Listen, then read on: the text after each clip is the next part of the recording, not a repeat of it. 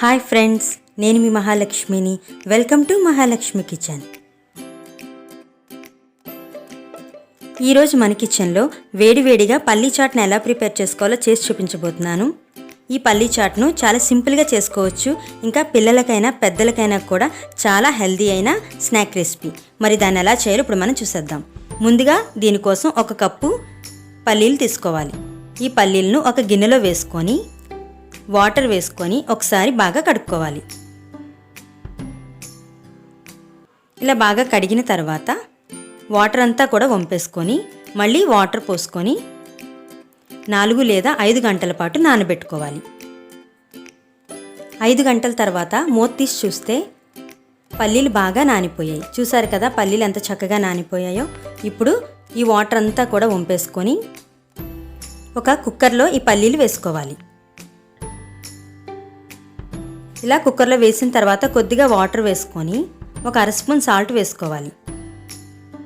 ఇలా సాల్ట్ వేసిన తర్వాత ఒకసారి బాగా కలిపి కుక్కర్ మూత పెట్టి స్టవ్ వెలిగించుకొని స్టవ్ మీద పెట్టుకోవాలి. ఇప్పుడు విజిల్ పెట్టి 4 లేదా 5 విజిల్స్ వచ్చే వరకు ఉడికించుకోవాలి. ఇవి ఉడికేలోపు ఒక పెద్ద ఉల్లిపాయను చిన్న ముక్కలుగా కట్ చేసుకోవాలి. ఒక క్యారెట్ను తురుముకోవాలి. ఇంకా కొద్దిగా కొత్తిమీరని కట్ చేసుకొని పెట్టుకోవాలి.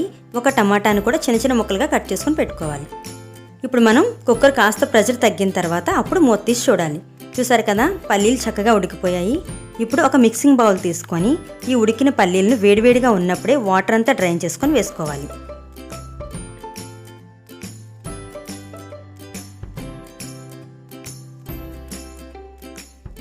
ఇలా పల్లీలు వేసుకున్న తర్వాత మనం ముందుగా కట్ చేసి పెట్టుకున్న ఆనియన్స్, క్యారెట్ తురుము, టమాటా ముక్కలు ఇంకా కొత్తిమీరను కూడా యాడ్ చేసుకోవాలి. ఇప్పుడు దీనిలో కొద్దిగా సాల్ట్ని యాడ్ చేసుకోవాలి. ఎందుకంటే మనం ముందుగా పల్లీలు ఉడికించినప్పుడే సాల్ట్ వేసుకున్నాం కాబట్టి చూసుకొని వేసుకోవాలి. ఇంకా 1 స్పూన్ కారం, 1/2 స్పూన్ చాట్ మసాలాను కూడా వేసుకొని ఒక నిమ్మకాయ రసాన్ని పిండుకోవాలి.